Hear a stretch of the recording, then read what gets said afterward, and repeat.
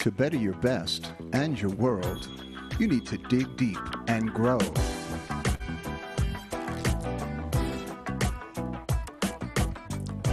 Join us as top experts, leaders, and creators uncover powerful insights to help you grow in life and in work. And now, your host, Michael McAvoy. Hello, everybody, and welcome to this episode of Dig Deep Grow, the show dedicated to helping you better your best and your world. I'm Michael McAvoy, your host, and we are live. Today we're going to be talking about success and how to cultivate it with Karissa Thomas. I'm going to tell you a little about Karissa. She is a contemporary success speaker, award-winning author, and life coach. She teaches nationally through lectures on creating a shift in consciousness. She is passionate about inspiring change within the self. Her philosophy derives from an innate place within her that was accessed through life experiences. Karissa, thanks for joining me. Thanks so much, Michael, for having me on the show. So anyway, you have a book that's going to be out soon. It's called The Look of Success. That's what we'll be talking about. But I'd like, if you could go back a little bit and introduce our listeners and viewers to your background and what your drive was with becoming an entrepreneur. Okay, yeah, well, actually, amazingly, I don't know how great my story would be, but in 2005, when I graduated from my undergrad, I actually decided that I wanted to be a little bit adventurous and relocate to a different state for a job, for work. And throughout my process, I was able to move from company to company and had tremendous success in climbing the corporate ladder. But somehow I sort of felt a little bit unfulfilled because I felt like, man, I could actually do a little bit more with my time, my efforts, my skills. I feel as if I wasn't really being utilized the way I should. But however, I spent 10 years in the corporate sector, moving up the ranks and following that path because everyone says, that's the right path. That's what you should be doing. And so it wasn't until 2010 my life took a slight little change. I had a bit of an injury, and I was supposed to run the New York City Marathon at the time. I'm actually from New York City. And I decided, man, I really wanted to pursue my books, my writing. And so in 2010, I said, wow, I was working so hard. Moving up the ranks required more time, more effort, more energy, longer hours. And so I was working ridiculous hours to me. 16-hour work days. And when you're in management, you really have to be present and available at all times for the capacity of growth in your career. And so I actually, in 2010, decided, well, I really have more to me to deliver. And so I wrote my first book, which is Uncertainty to Confidence, A New Way of Living Your Life. And that book became an award-winning book in personal development. And I was able to start my entrepreneurship journey sort of then. But I've always been an entrepreneur, I think. I've always had a job or, a regular job and working up the ranks that way, but I also started little small businesses here and there and always had some sort of corporation I was working on. And so I think, there's a lot of sacrifice that comes along with it. So that's sort of like my background was like always, how do you balance this yearning and desire that you have within you and still do what you're supposed to do to maintain your livelihood? And that's always been something in the back of my mind as I begin to progress throughout my life. And then I sort of like branched off into entrepreneurship a little bit more. And my second book came along, which is Foolproof: A Woman's Guide to Self-Love, Strength, and Relationships. And that went into a whole different category because as I begin to speak and talk around the nation, I encountered that, wow, that's a whole different market. There's a whole different need there when we deal with women in the business sector, as well as how do you manage all that stuff with families and having a vision and a dream, and how do you not deprive that part of you? And that's what actually led me all the way up to the Look of Success, because what is the Look of Success? And that's been something that I've been thinking about, and so that's how actually this whole journey came about. Okay, I'm going to ask you a little more about that book, but I want to ask you a question about your corporate experience. You said there was something that it just didn't provide you. There was a yearning. What was it that corporate life didn't offer you that you finally found in your entrepreneurship? I think my corporate journey, I was restricted. I mean, my job was to go in there and do what a manager is supposed to do, be a manager over people. And I managed over hundreds of people. And I didn't have the real flexibility that I would have wanted with an individual because people are so dynamic. People come with them with their visions. They come with their pursuits, their dreams, their yearning to be successful in the workplace. But yet still I have to be a person of authority, a person that has to abide by the practices and the books. And I can't get too involved with an individual. And that's really where I felt that I was being limited in my corporate job, was that I couldn't have the kind of flexibility I wanted to really impact in people's lives, to have a really deep impact where they can say, they can transform it. There wasn't time in the day for that because there was a job that needed to be done and people had to fulfill those roles. And, there was very little flexibility for me to impact a person's life in that way in the corporate sector. Right. So you were in a box, so to speak, and you needed to grow. Exactly. Right. Okay. So that brings us to your upcoming book called The Look of Success, a guide for wanting, achieving, and sustaining overall success in your life. Now, your description says wanting success, sustaining success, and achieving success are just a few of the topics explored. Developing the right mental attitude and learning to focus on your goals are methods taught in this book. So I guess the first question on the book would be, what is the core principle that you're teaching or sharing throughout the book?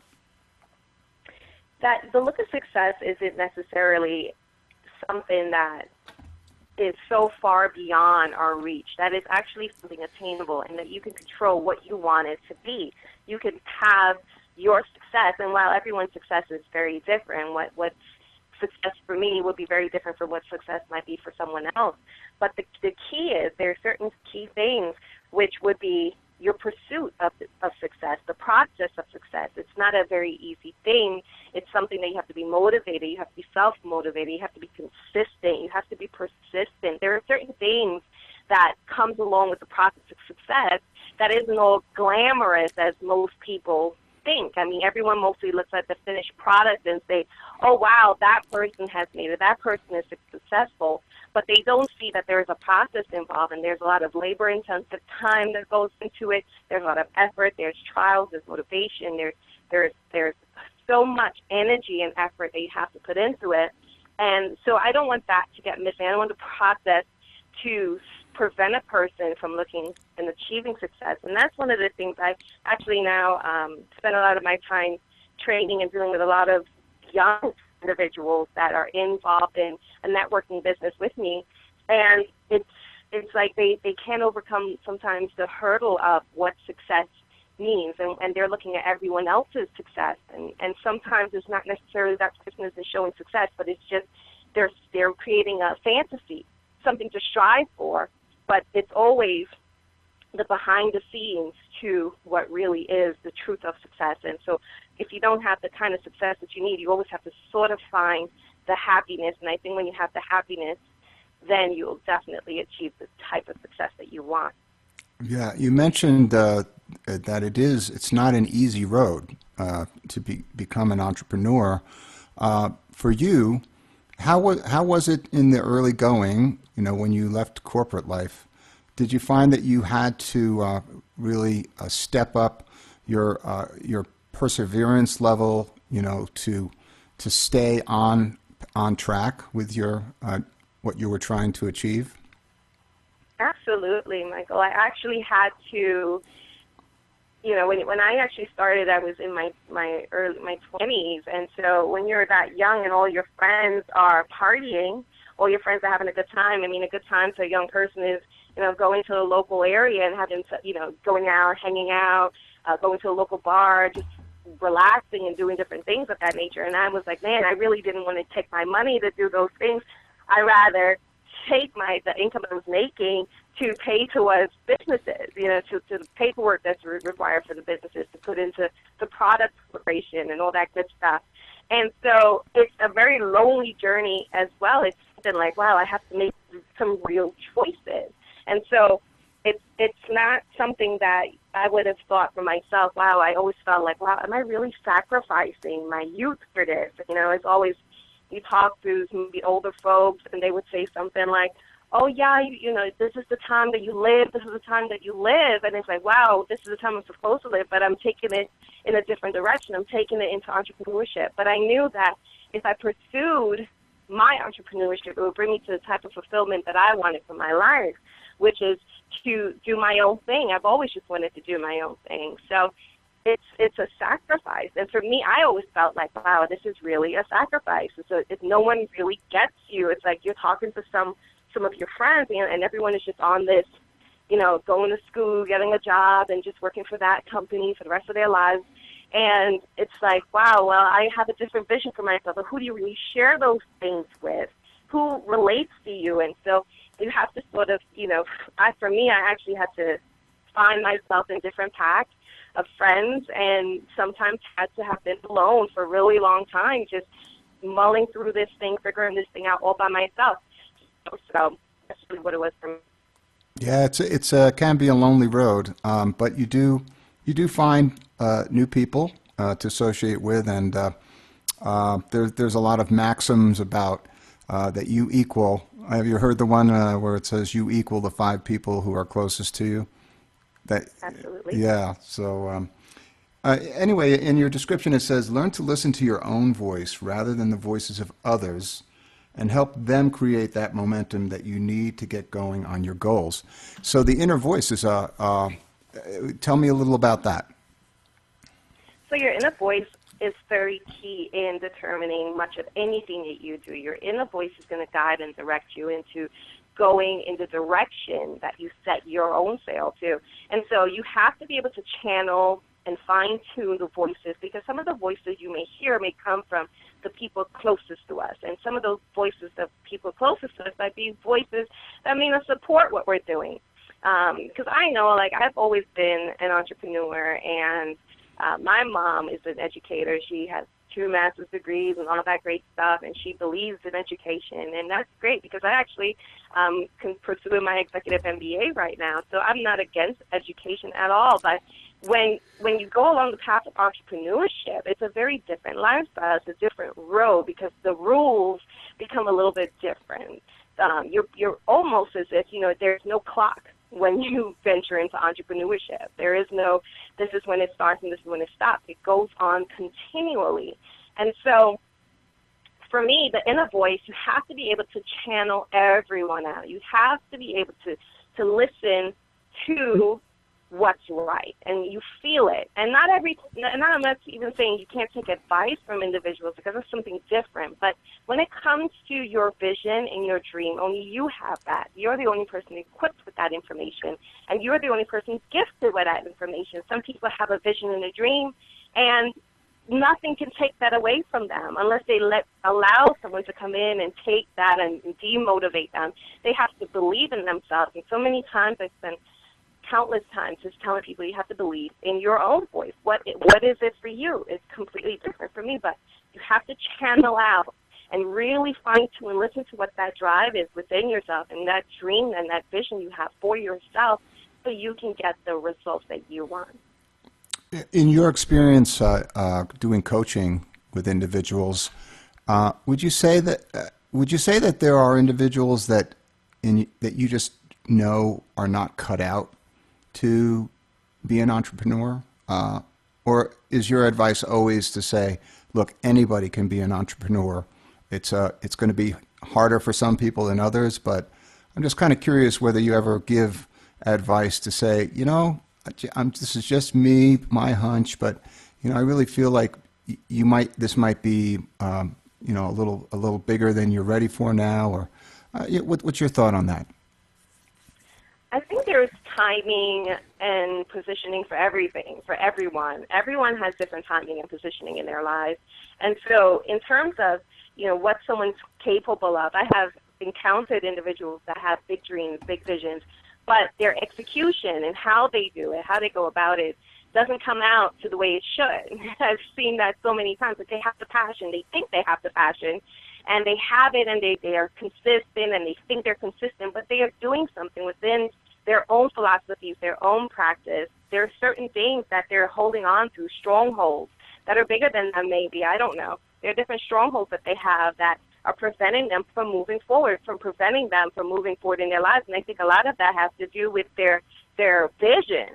I think that's a messed up vision. I have encountered so many people with high drives, or their belief system is supposed to be really strong, but then their execution is something in the execution part. And I think that deep-rooted execution part, why it's not coming true, is because they don't really believe in themselves. They don't really believe that it can be possible.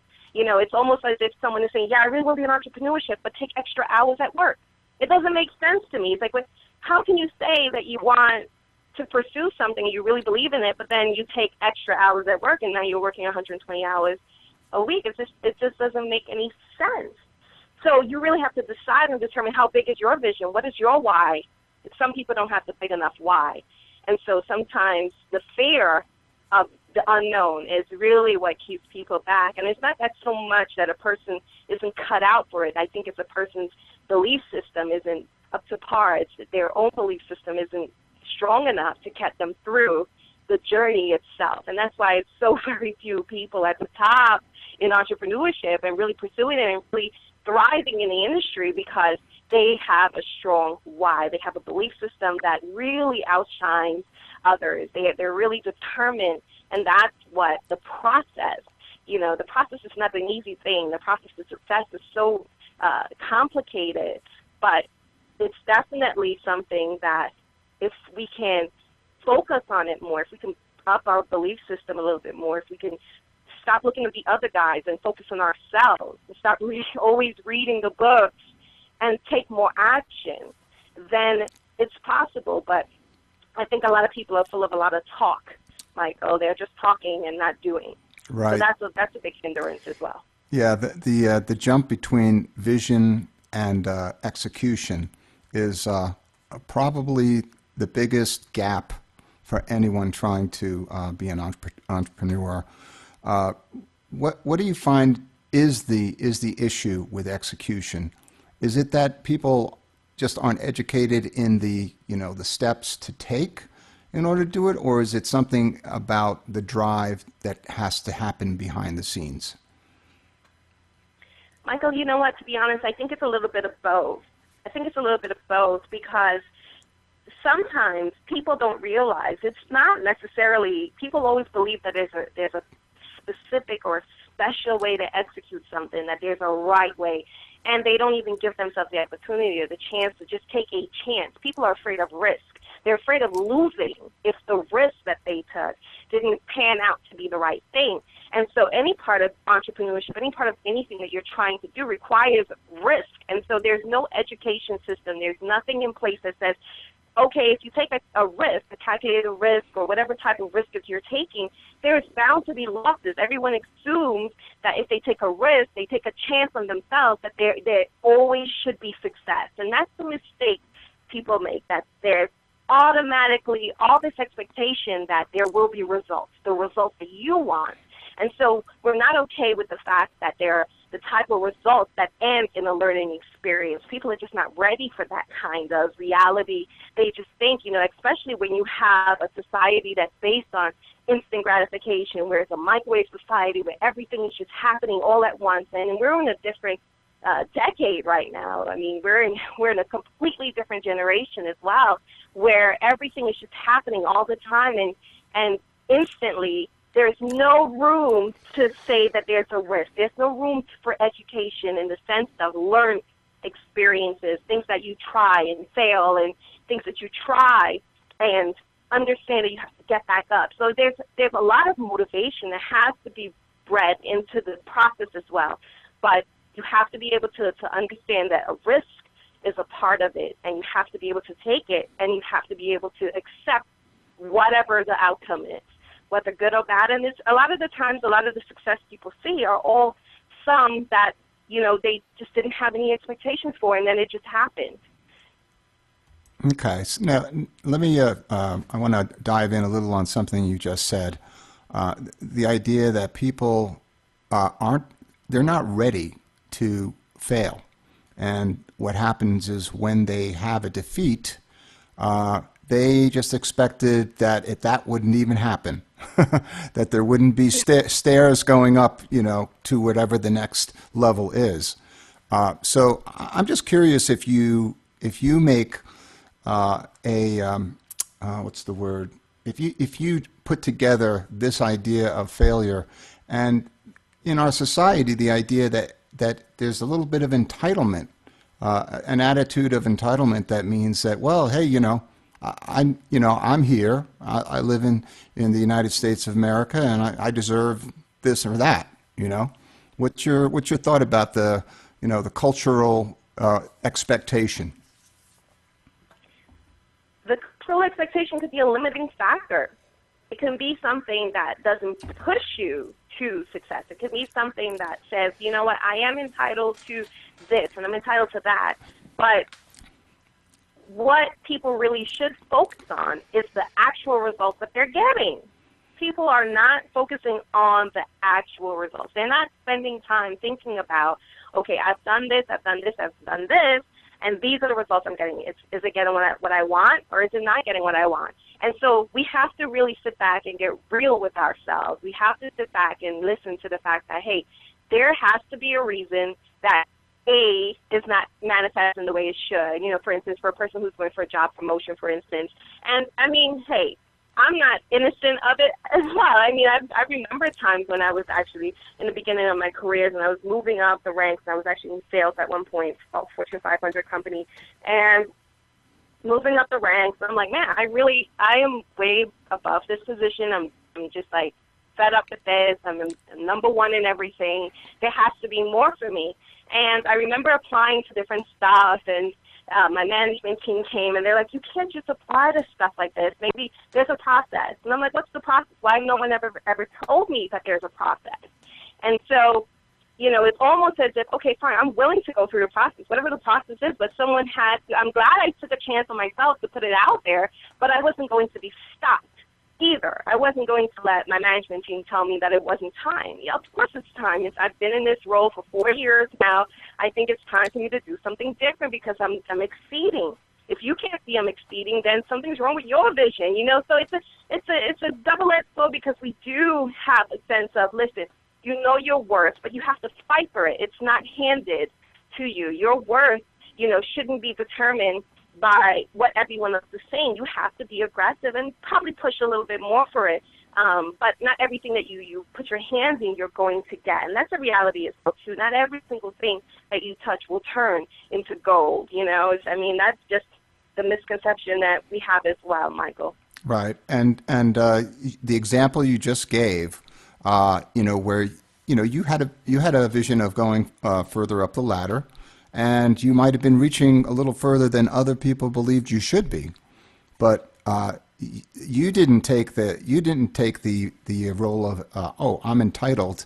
No, you said I am worth this, and I'm capable of this. That's different from feeling an entitlement attitude. Right. Okay, so let's go through some of the areas of the book that you have focused on, that you feel strongly that maybe these would be things to mention here on the interview. Right. So a few things I think definitely we want to be able to focus on.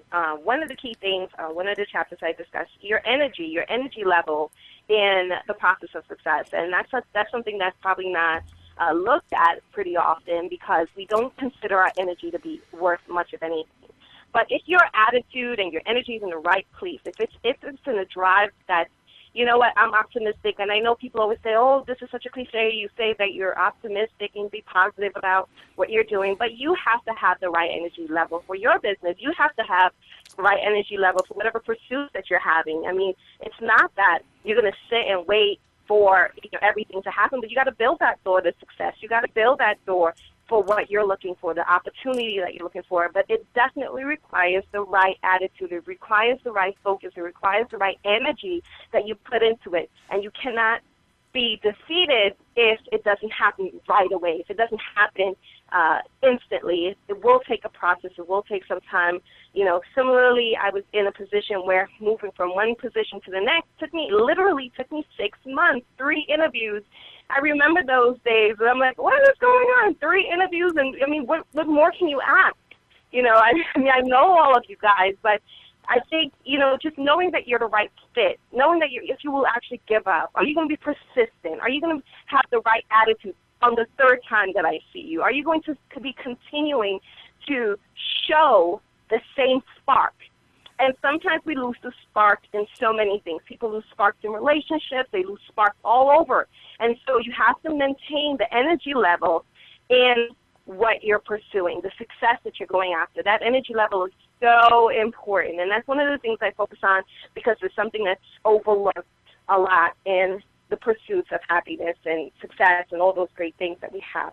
The other thing, maybe another key thing that people would find challenging is money. It's always a big topic about, when you're looking after success and you're going after success. And these are just the things that I feel in the book are maybe some of the things that may want to stand out to people, because those are the things that really drive home to them. It's like, I don't have enough money, I don't have the money, and no one has the money always. It's always a money issue a lot of the time. But the key is that you have to be able to create money. And that's the thing people have to figure out how to do. And the way you create money sometimes requires you to put in some more effort, maybe more hours, but it also requires you to seek out other opportunities and don't close yourself off to the possibilities of opportunities out there to do what you want to do. Sometimes you can take on maybe, some sort of network marketing job, for instance, or, business, or, a different type of business that you may have. You may have a skill set that that's underutilized, for instance, and maybe you may have to do something that's not so glamorous for the sake of building your dream. And so when it comes to money, I think people really limit themselves because they let the money stop them from moving forward in their dreams, because they feel as if they have to have everything all at once, all the money that they need all at once, all the costume preparations all at once. They need everything, and it's not true. It's just not realistic, and you have to be able to work through some of those things. And one of the last things, I guess, of the things I would really like to point out in the book is probably maybe the self-evolution. When you begin thinking about the process, as you go through this process, there's something that occurs within yourself. Your eyes are opened, and you have to be able to take the lessons that come. And it's not so much that the success is what we're the goal that we're trying to achieve, but it's more or less the process that teaches us so much, and we got to be able to be reflective and open-minded to everything that's coming our way so that we can navigate better for the future. Yeah, that sounds, what you just said, it implicates the idea of your inner process. And you mentioned in your bio, it mentions the idea of consciousness.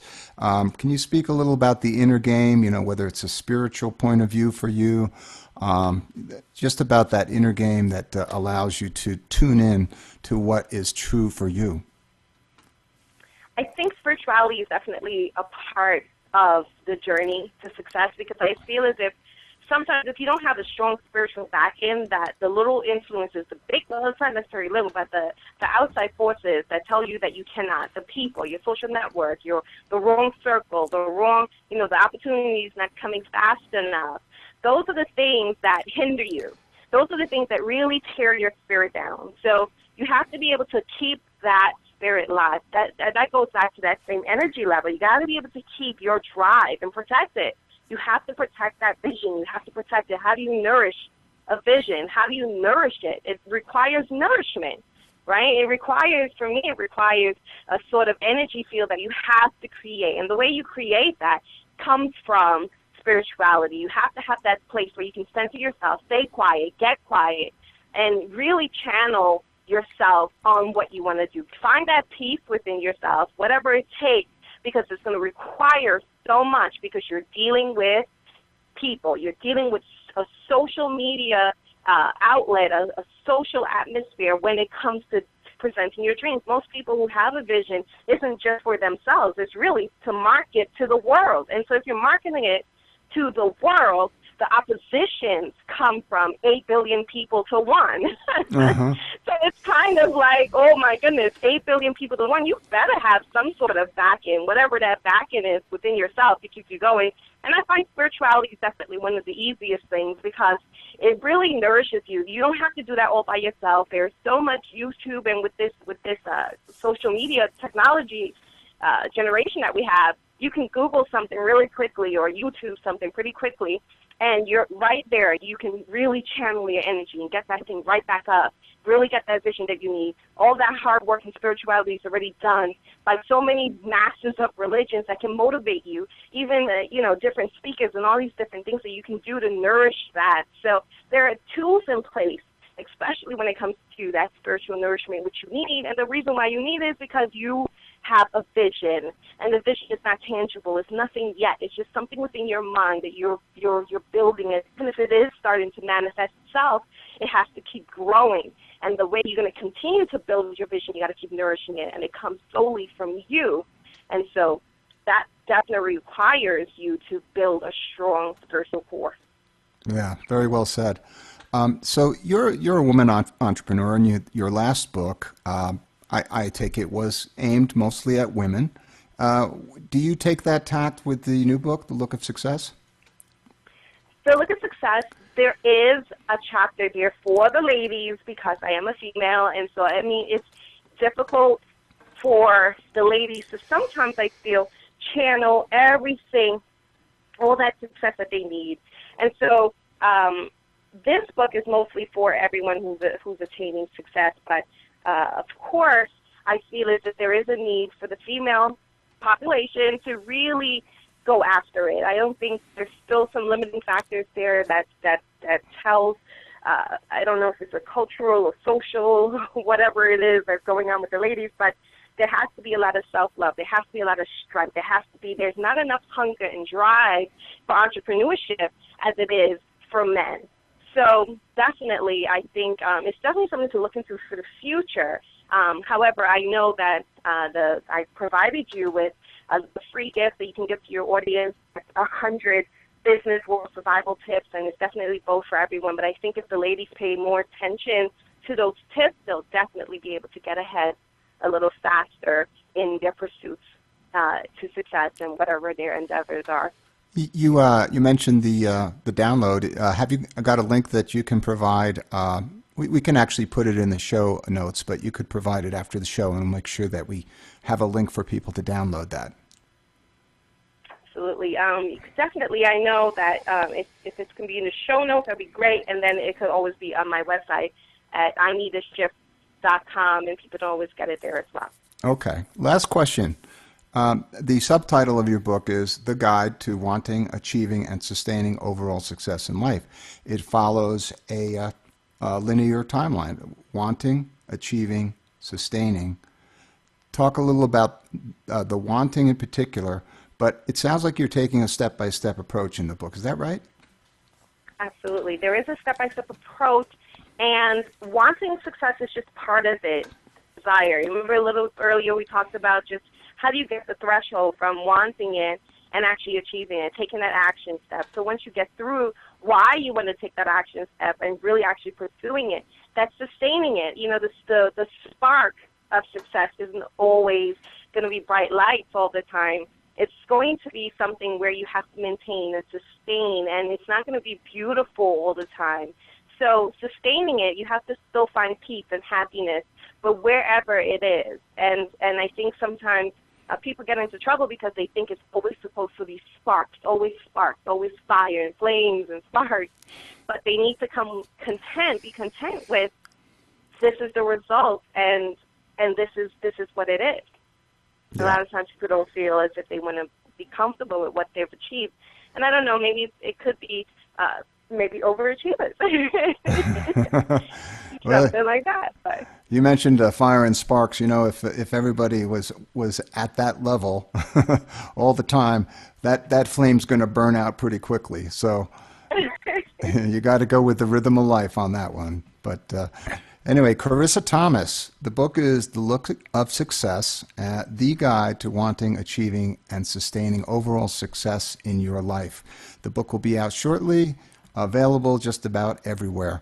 So, Karissa, I thank you for joining me and sharing the wisdom of your entrepreneurial journey.